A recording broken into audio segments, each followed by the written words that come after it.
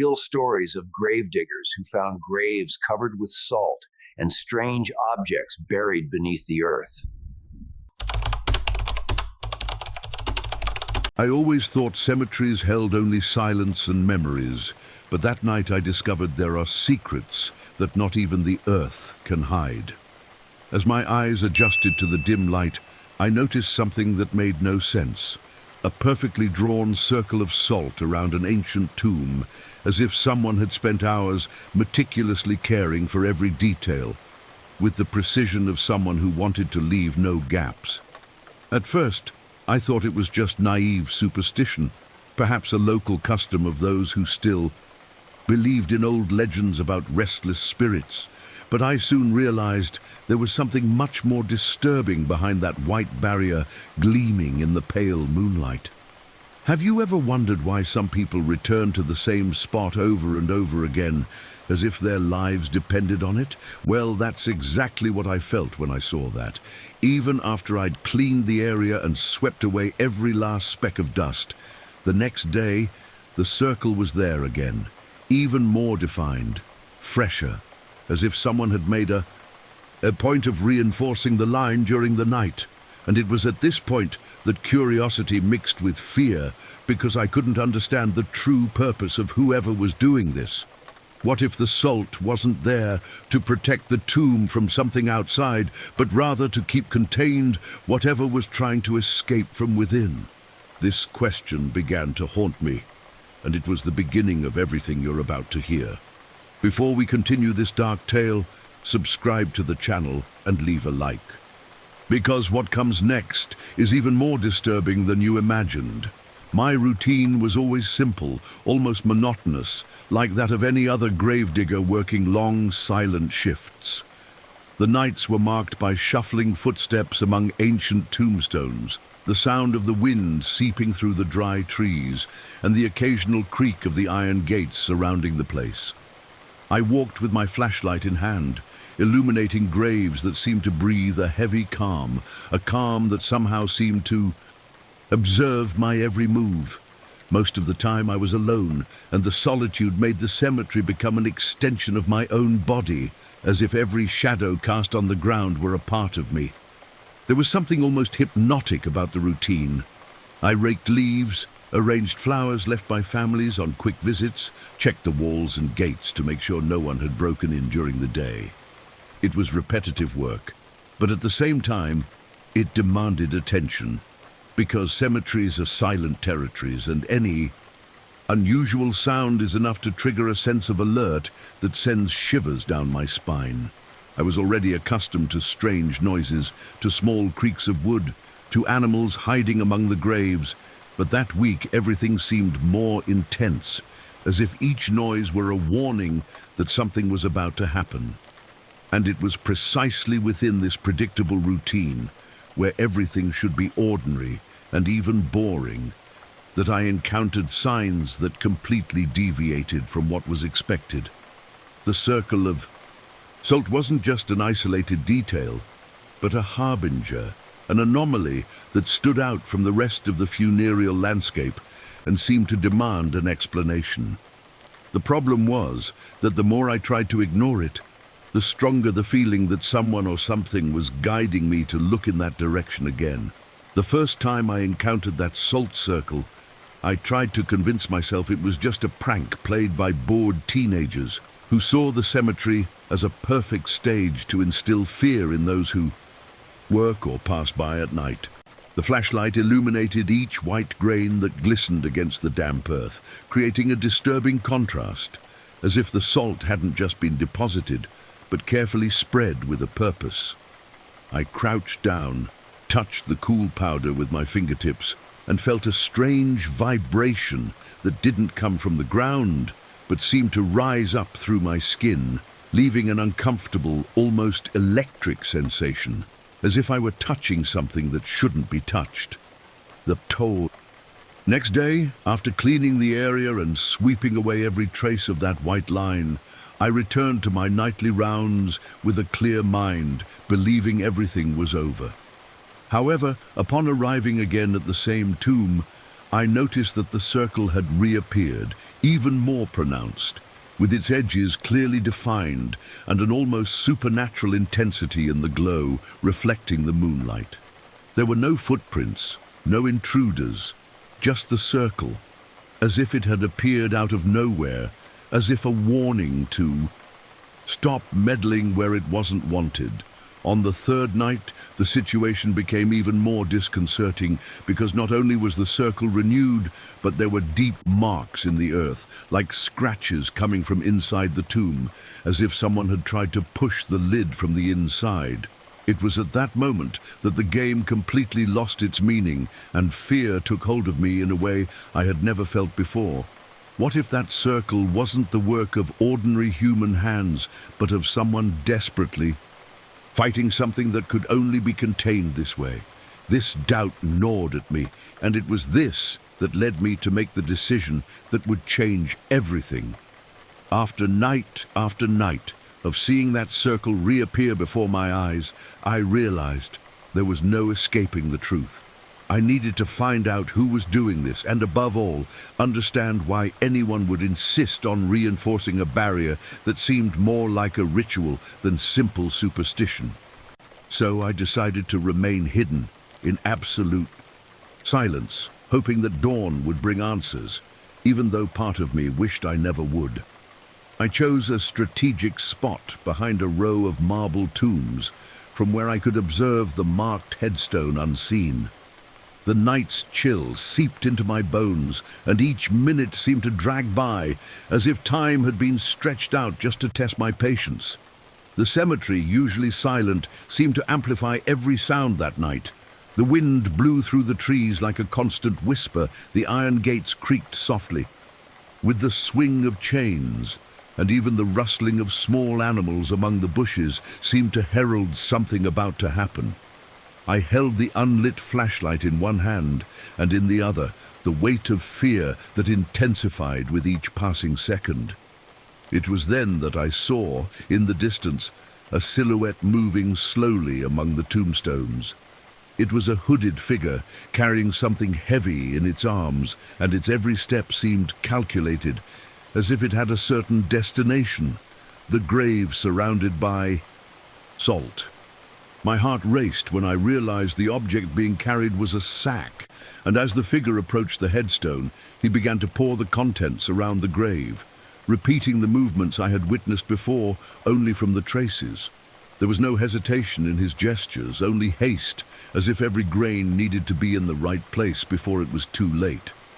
And it was in that instant, as I watched the circle close before me, that I realized this wasn't just an act of superstition, but rather a race against something that remained invisible, a threat that was somehow being contained down there.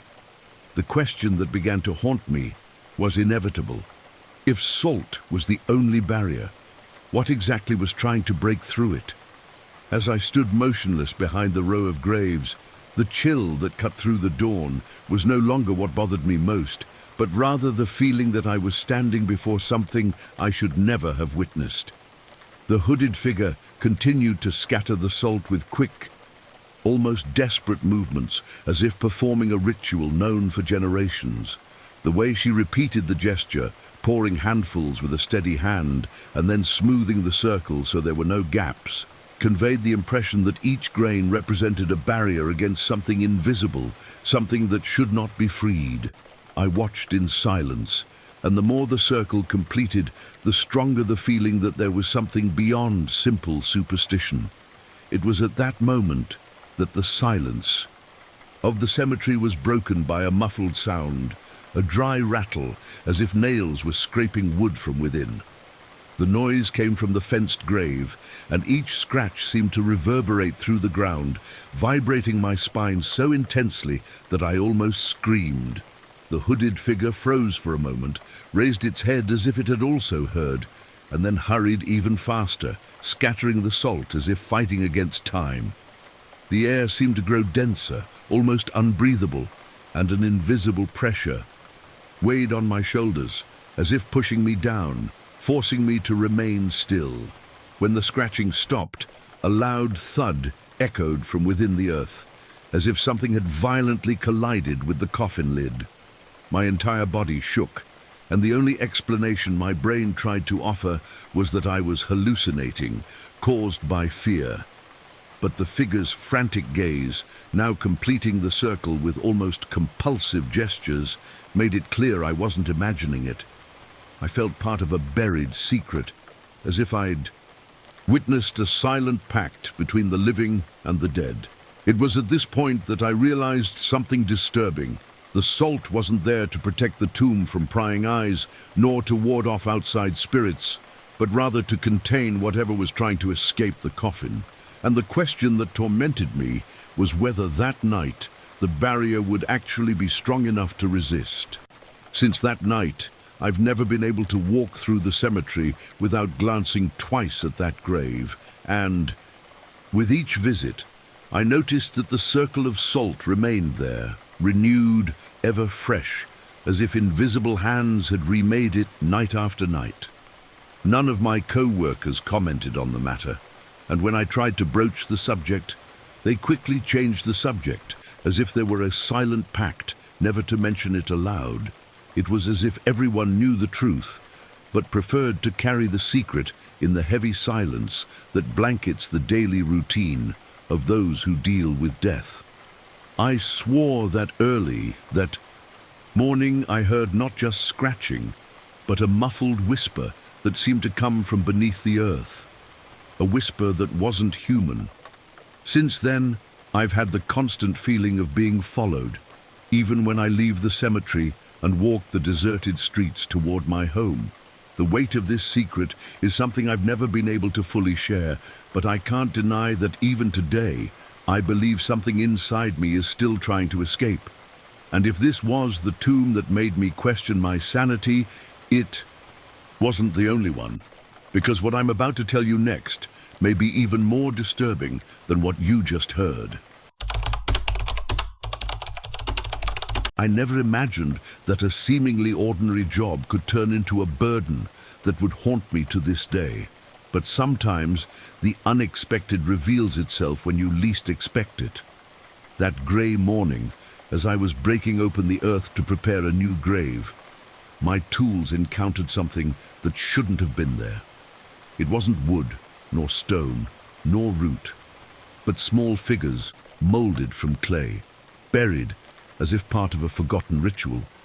They were arranged in a circle, pointing directly at the empty space, where the coffin would still be placed, and each bore encrusted glass eyes, so bright they reflected the dim sunlight as if they were alive, as if staring at me with disturbing attention. The impact was immediate, because these weren't objects thrown at random. Their positioning was precise, almost millimeter precise, as if someone had planned the arrangement with the intention of monitoring what would be deposited on that piece of land. I felt uneasy, and at the same time, a strange curiosity began to gnaw at my mind, because nothing about that scene seemed coincidental. And when I tried to convince myself that it might just be some superstition, I realized it was too late. I had already allowed those statues to take root in my memory, and it was precisely from that moment on that my gravedigger routine was never the same again, because what began as a simple find would turn into something much more disturbing. Before we continue this dark tale, subscribe to the channel and leave a like, because what comes next is even more disturbing than you imagined. A gravedigger's life is made of repetition, of gestures that become automatic, of movements that seem to repeat themselves night after night, leaving no room for surprises. We dig, we clean, we arrange flowers, we check the condition of the headstones, and we grow accustomed to the constant smell of damp earth mixed with the forgotten perfume of wilted wreaths. I myself, after so many years, could no longer distinguish one dawn from the next, because everything seemed to dissolve into a single heavy silence, as if the cemetery were a living creature breathing slowly and steadily, following my every step.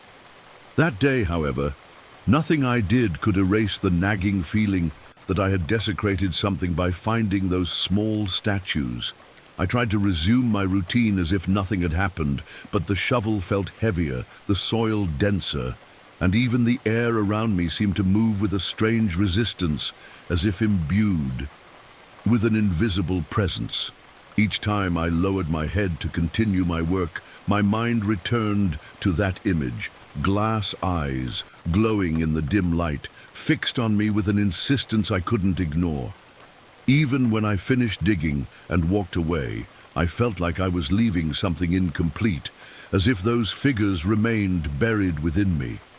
The work that had always been mechanical had been broken, and now every detail of the cemetery seemed charged with hidden meaning, as if every shadow concealed a question I wasn't prepared to answer. And it was exactly at that point that I began to realize that the routine that kept me safe was slowly falling apart, because nothing would be able to stop what I would feel in the following days, when the invisible eyes would follow me night after night. In the days following that excavation, I realized something had definitively changed in the way I related to the cemetery. I no longer walked between the rows of tombs as naturally as before, because with each step, I felt a silent weight accumulating on my back, as if there were eyes hidden in the shadows, silently following me. At first, I tried to attribute this sensation to the impact of finding the small statues, but the more I tried to rationalize, the stronger the conviction became that something was indeed watching me, as if awakened by my presence in that particular place. It was a strange sensation, because no matter where I looked, it always seemed to come from the same spot in the cemetery, a desolate space that until then had never caught my attention. Sometimes when I stopped my work and looked up, I thought I saw a motionless figure, as if someone were standing in the distance, patiently waiting for me to notice their existence. Yet whenever I shone my flashlight in that direction, I found nothing but the cold contrast between the grass and the moonlit tombstones. Each night this presence became more evident, as if gaining substance, and even during the day, I carried the discomfort of that memory, unable to rest in peace. It was as if the glass eyes I had found were now etched into my mind, forcing me to believe that the act of unearthing them had allowed something to watch over me in a way I couldn't comprehend. And it was exactly when I realized that this look would not disappear that I made a decision that would change the course of everything. I needed to be sure of what was happening, and for that, I decided to face the night like I had never done before, willing to watch that spot until the truth finally revealed itself. That night, I arrived at the cemetery early, as if to mentally prepare myself for what was to come. The air was colder than usual, and the moon, hidden by heavy clouds, plunged the room into near total darkness.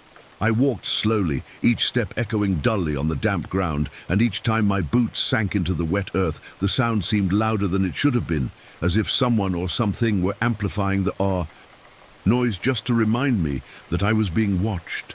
I chose a strategic spot behind a gnarled tree, its branches drooping like deformed arms, and from there I could watch the exact space from which the feeling of being stared at always came. Time seemed to drag slowly, and the silence, instead of calming, only increased the psychological pressure, because I could hear my own racing heart and the irregular sound of my breathing, which, no matter how hard I tried to control it, always came out more breathless than I would have liked. As the minutes passed, I began to notice details that had previously seemed inconsequential. The wind blew strangely, moving only a few specific leaves. Shadows seemed to stretch in directions that didn't follow the logic of the light. And there were moments when I swore I heard light footsteps, as if someone was circling around me, though there was nothing when I turned my head. It was as if the cemetery itself had gained consciousness and was toying with my perception, testing how much I could endure before giving in to fear. When I finally raised the flashlight and aimed it at the distant point, I saw something move quickly between two tombstones, like a figure that didn't want to be seen. but at the same time seemed to be getting closer and closer to me. The beam of light trembled in my hand, but I knew I couldn't back away, because this was my chance to confirm that the sensation wasn't a figment of my imagination. And it was at that moment, when I decided to keep the flashlight steady and walk towards the place, that I realized that the night still had much more to reveal, and that what awaited me was not simply any figure, but something that carried with it the essence of all my worst fears. As I approached the spot where I had seen the figure move, the darkness seemed even denser, as if the night had decided to close in around me alone. The flashlight beam cut through the darkness with difficulty, trembling in my hand, and each step I took felt like a challenge against something I couldn't name. It was then that the light finally found what seemed to be waiting for me. The small clay statues were back, lined up in a semicircle before one of the cemetery's oldest headstones. The scene made no sense because I had collected those figures myself days before and carried them away. But now they were arranged again in the same pattern, as if they had never left that spot. The glass eyes reflected the flashlight's glare in a way that paralyzed me. It wasn't just the inert glow of polished material, but an almost organic spark, as if each pair of eyes were aware of my presence. The sensation of being watched, which had previously been vague, now became concrete, palpable, and I could feel a strange pressure in my chest, as if those small, motionless faces silently carried a threat that needed no words to convey itself. It was at that moment that I noticed something even more disturbing. The statues weren't exactly in the same position as before, because now they were closer together, facing me, as if they had been moved on purpose to reduce the distance separating us. I instinctively recoiled, but the feeling that they were following my movement didn't disappear. On the contrary, it only deepened my conviction that there was an intelligence behind their arrangement.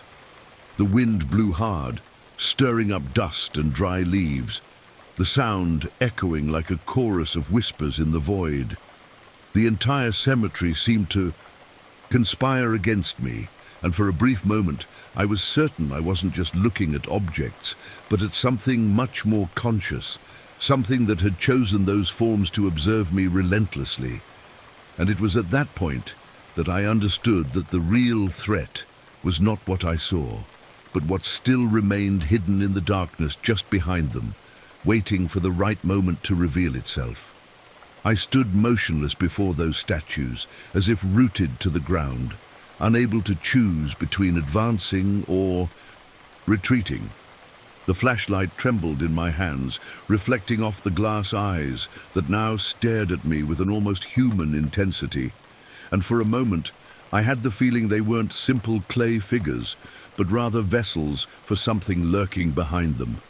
Then, as if the night wanted to confirm my greatest fear, I noticed a larger shadow looming just behind the small sculptures. A tall, shapeless silhouette that moved slowly before disappearing into the darkness, as if it had dissolved into the air itself. I rushed to the spot, determined to confront whatever it was, but found nothing but the strong wind and the motionless statues, fixed as if they had never moved. Yet, deep inside, I knew I had seen something, and that this presence was not a figment of my imagination. Since that night, I have never been able to walk through the cemetery without feeling the same invisible gaze weighing down on me, as if I were being watched not only by the glass eyes, but also by something much older, that still remains hidden. And if this was the story that made me question what really watches over the dead, the next one might reveal the limits of what we can bear. There are stories that remain buried along with the dead, secrets the earth insists on guarding for decades, until someone, by chance or fate, is forced to unearth them. I've heard strange tales from veteran colleagues, but there was one in particular that always gave me chills, not only because of its content, but also because of the way it was told, as if each word carried a weight the narrator could no longer bear. An older gravedigger with a weary gaze and hands marked by time once confided in me that during an exhumation he found something he could never explain. As he cleared the earth around an ancient coffin, preparing to transfer the remains to another space, he noticed that the wood was coated with a thick layer of coarse salt, as if someone had carefully coated the entire coffin inside and out. At first, he thought it was some religious custom, a minor superstition, but what he discovered when he opened the lid haunted him for the rest of his life. Inside that coffin, where he expected to find only bones and fragments of time, lay an intact body, impossibly preserved, as if it had been buried the day before, even though more than 20 years had passed since its death. And it is precisely at this point that the story begins to become unbearably disturbing, because, contrary to what we imagine, death does not always complete its cycle, and sometimes what rests beneath the earth holds secrets that should not be revealed. Before we continue this dark tale, subscribe to the channel and leave a like, because what comes next is even more disturbing than you imagined. He was one of those men whose gaze bore the weight of someone who had lived his entire life with the silence of death. Someone accustomed to digging graves and closing stories without ever allowing himself to get too involved. I met him on one of those nights of bitter coffee and drawn-out conversation in the staff room, and I noticed there was something different about the way he observed. Nothingness, as if a figure lingered in his mind, refusing to leave him alone. When he finally decided to tell what he had seen, he spoke in a low, almost whispered voice, as if still afraid of being overheard by what remained buried. He described in meticulous detail every detail of that exhumation, from the moment he removed the first layer of earth to the moment he realized it was no ordinary coffin. He said the smell of wet earth seemed stronger that day, as if it were hiding something, ancient and heavy, and that each shovel he lifted brought with it a strange resistance, as if the ground refused to allow him to reach what he was about to reveal. With each movement, the silence around him grew more suffocating, as if the cemetery itself had stopped to watch what was happening. When he finally reached the coffin lid, he noticed the rough texture of the salt embedded in the wood, and it was at that moment that unease began to take hold of his mind. It wasn't just a matter of superstition or popular belief, because there was a pattern to the way the salt coated the entire surface, and this precision assured him it had been done on purpose. And it was precisely from this realization that fear began to set in, because what seemed like just a strange detail would become the key to a mystery that challenged everything he knew about death. He said that as he cleaned the wood with his gloved hands, he noticed that every crevice of the coffin was covered in a thick layer of coarse salt, not just sprinkled as a superficial protection, but compacted around the structure as if it had been carefully placed there with the intention of creating an insurmountable barrier. The detail that most disturbed him was the symmetrical arrangement of the salt, as if someone had planned it in a meticulous ritual, leaving no room for flaws or imperfections. There was no sign of water infiltration, natural wear and tear, or neglect. It was as if the salt had been deposited recently, even though the burial date indicated it was more than 20 years ago. He said he felt a shiver run down his spine when he saw it, because he knew ancient stories about the use of salt in protective rituals and even in ceremonies designed to imprison something that was never meant to escape. With each handful he removed, the feeling of breaking a pact intensified, and the heavy silence of the cemetery seemed to reinforce this idea, as if even the wind had stopped just to witness the moment. It wasn't just the strangeness of finding the salt in that state, but the feeling that this gesture brought him closer to something forbidden, to a secret that perhaps should remain forever locked underground. He confessed that, at that moment, he considered stopping his work and calling someone to share his discovery. But something inside him held him back, a mixture of curiosity and fear that kept him trapped in that coffin, unable to back down. It was as if he had crossed an invisible line, and now it was too late to turn back. And it was just when the last layer of salt was removed and the lid finally began to give way that the true horror revealed itself before their eyes. He described how, when the lid finally gave way, a suffocating silence descended, as if the cemetery itself had held its breath to witness what was about to happen. What should have been nothing more than a mound of bones wrapped in tissue scraps turned to dust by time turned out to be an impossible sight. To accept, the body lay there as if it had just been placed intact, with pale, taut skin, preserved facial features, and even the strands of hair perfectly aligned. There was no smell of decay, none of the fetid dampness typical of an old coffin, nothing to indicate the passing of time, and this contradiction between the logic of life and what the eyes saw was what made the gravedigger feel the ground spin beneath his feet. He said he stood still for long seconds, unable to move a muscle, watching that motionless face that seemed to be sleeping silently, as if about to open its eyes at any moment. The clothes, which should have been in tatters, were surprisingly well preserved, and even the shoes, which are normally eaten away by the dampness of the earth, were in perfect condition. Most disturbing, however, was the figure's serene expression, for it conveyed neither suffering nor deterioration, but rather the strange tranquility of someone who, even after decades, seemed to be waiting for something. The gravedigger said he tried to find logical explanations, perhaps chemicals, perhaps an unknown burial technique, perhaps an impossible-to-repeat accident. But the more he looked at that intact body, the more he felt he was confronted with a secret that defied any scientific explanation. And it was at that point that he admitted to feeling, for the first time in his life, the impression that death had not fulfilled its purpose. He quickly closed the lid, as if to deny what he had seen, but it was too late, because what he had beheld was already forever etched in his mind.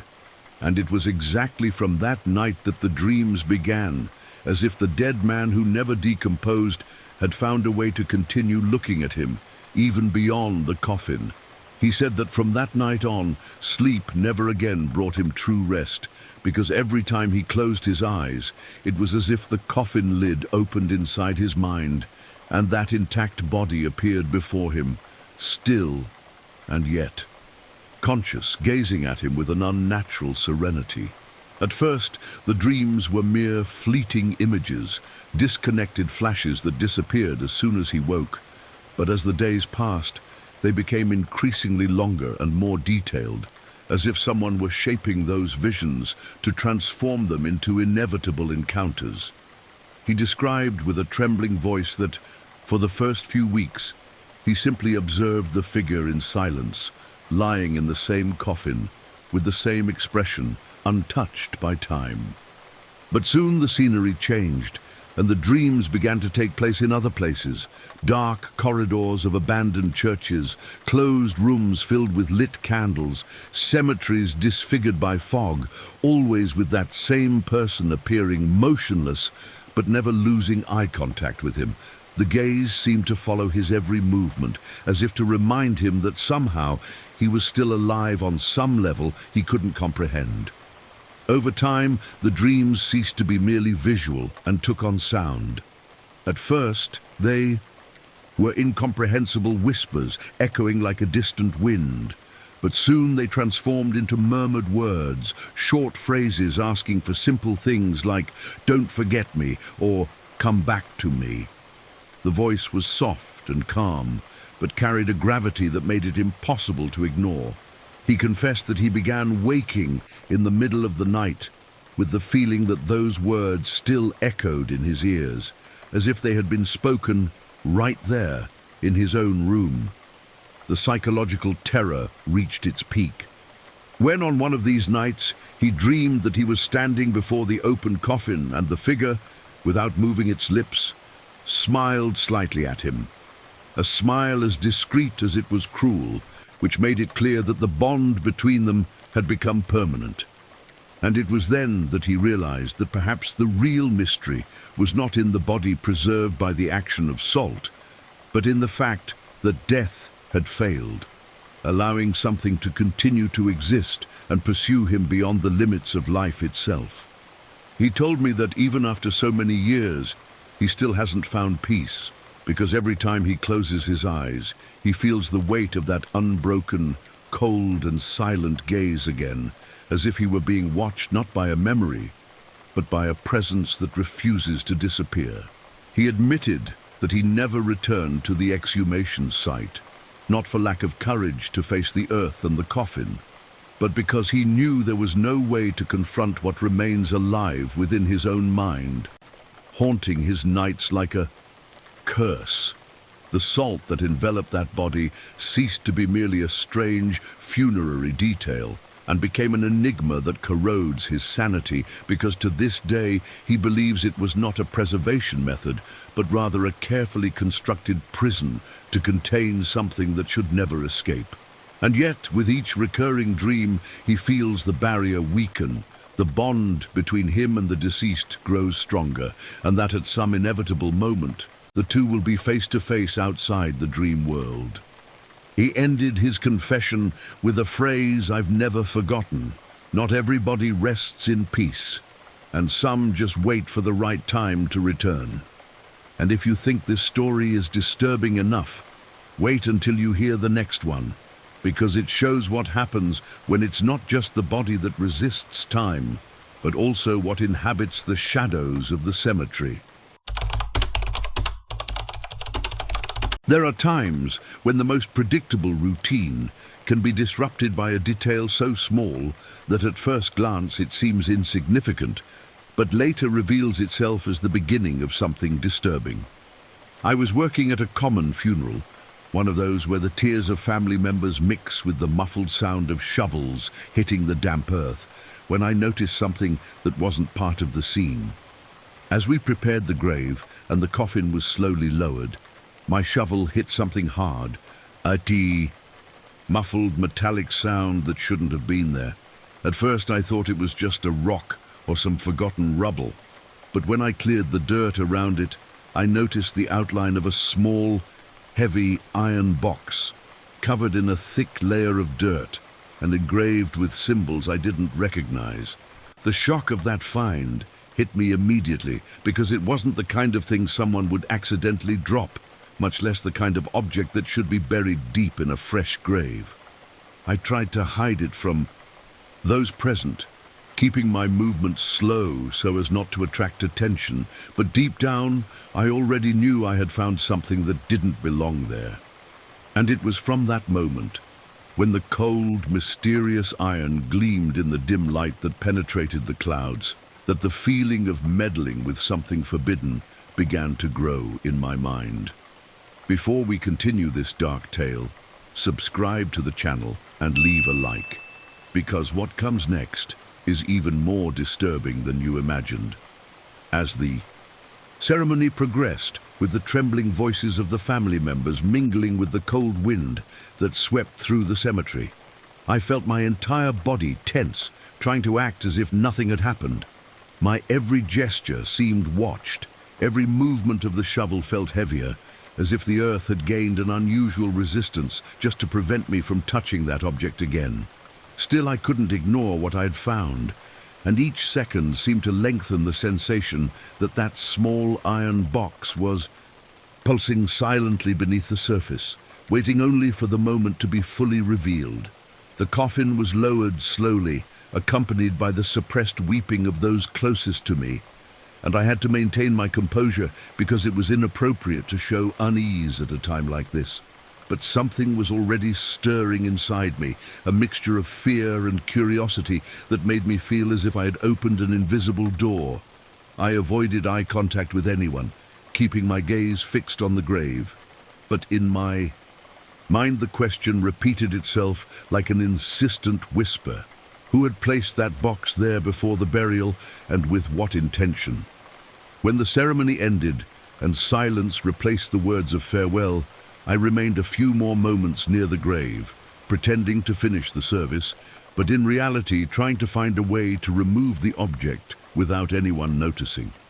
The cold iron seemed to call to me from beneath the layer of freshly disturbed earth, and it was with trembling hands that I decided to remove it discreetly, keeping secret what deep down I already knew carried something much greater than a simple metallic weight.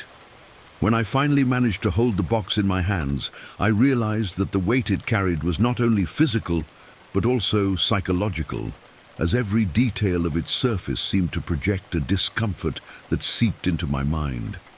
The iron was stained with age, covered in a dark layer that clung to my skin even when I tried to clean it, as if trying to leave an indelible mark. Most disturbing, however, were the symbols engraved in bas-relief, intertwined lines that bore no resemblance to any known religious inscription or decorative pattern. They were strange, almost geometric figures that conveyed the sensation of movement, even while still, as if each line concealed a forbidden meaning. As I observed those marks in the dim light, I had the distinct impression that the box hadn't been placed there by accident, but rather as part of something carefully planned. It wasn't difficult to imagine hidden hands placing it at the bottom of the grave before burial, ensuring it would be hidden under the weight of a body so no one would dare remove it. The thought chilled me, because the presence of that object transformed the funeral ritual into something else entirely, as if the farewell had been merely a facade to conceal a much darker purpose. I ran my fingers over the engravings, trying to identify some pattern that made sense, but the sensation was that I was touching something that shouldn't be understood. There was a kind of invisible repulsion, as if the object itself rejected my attempts to decipher it. With every second I kept my eyes fixed on that surface, the stronger the feeling grew that I was being watched by something hidden beyond the box, something that used those symbols as invisible eyes. And it was at that point that I realized that I would not rest until I discovered what was kept inside that iron safe, because no matter how much fear tried to push me away, curiosity became unbearable, pushing me to open that which perhaps should never be opened. It took me a while to muster the courage to open the box, because part of me insisted that the contents should remain sealed. But curiosity had become stronger than any fear. I chose a moment of absolute silence when the cemetery seemed asleep under the weight of the night, and with trembling hands I forced the rusty lid, which held firm as if designed never to be tampered with. The metallic sound that echoed at that moment was quiet, but it carried a strangeness that reverberated within me, as if the very air had felt the impact of something that should not be disturbed. When the opening finally gave way, I expected to find ancient coins, religious medals, or perhaps some kind of forgotten relic. But what I saw made my blood run cold. Inside the box were objects that belonged not to the past, but to the present. Recent photographs of living city residents, familiar faces who walked the same streets as me every day. There were also small pieces of clothing, a wedding ring I recognized immediately because I knew exactly who it belonged to, and even locks of hair carefully tied with red thread. These weren't mementos left by chance, but intimate fragments of specific people's lives, as if someone had ripped out parts of their stories and locked them away. The sensation that overcame me was that of a binding or curse ritual, because each item seemed charged with intention, as if it were an invisible link binding the living to that iron vault. I ran my fingers through the photos and felt a deep chill, not only from the presence of the smiling faces frozen on the paper, but from the idea that perhaps those smiles were already marked for their imminent disappearance. It was as if that box were more than a container. It was a silent contract, a sentence buried in secret, to act without anyone being able to stop it. And it was in That instant that I understood that the true horror lay not in the symbols engraved on the outside, but in what they held within. For each object carried not only the identity of someone alive, but also the promise that something terrible was about to happen to them all. In the first few days after opening the box, I tried to convince myself that it was all just a coincidence, that the objects inside could have been placed there by someone obsessed with superstition, and that nothing concrete would actually happen. However, this illusion was short-lived, because within less than a week, the names and faces engraved in the photographs began to abruptly disappear from life. The first case involved a well-known merchant in town, a healthy man who usually greeted everyone with a broad smile. They found him lifeless behind the counter of his shop, the victim of sudden cardiac arrest, with no history of health problems. The news shook me, because his image was among the photos stored in the box, and in that instant, the weight of the coincidence became unbearable. Soon after, another incident left me even more uneasy. A young teacher was involved in a car accident on a road rarely used by vehicles, and the impact was so devastating that the scene seemed fraught with more than mere misfortune. When I saw her photograph in the newspapers, I immediately remembered the same image resting inside the iron box, and the confirmation that this was no accident began to solidify in my mind. One by one, the faces I had seen were scratched away by death, as if a list were being meticulously and inevitably ticked off. Despair gripped me, for I knew that in some way I had participated in that process simply by opening what should have remained sealed. I began to be haunted by the feeling that each death was happening more quickly, precisely because I had broken the silence imposed by the symbols, and guilt began to gnaw at my thoughts. And when I realized that there were still objects that belonged to living people circulating around the city, I understood that events would not stop anytime soon, and that perhaps I had unleashed something that was now walking free, ready to claim every name engraved in that invisible pact. After so many deaths occurring so suddenly, I realized that my biggest mistake hadn't been simply opening the box, but believing I could keep it secret without the burden of that choice falling upon me.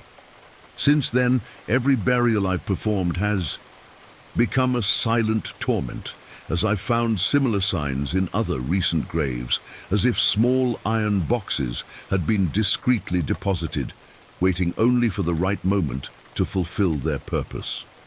In some cases, I didn't have the courage to check the contents, but the mere presence of those engraved symbols was enough to make me understand that the curse wasn't confined to a single tomb, but spread like an invisible network throughout the entire city.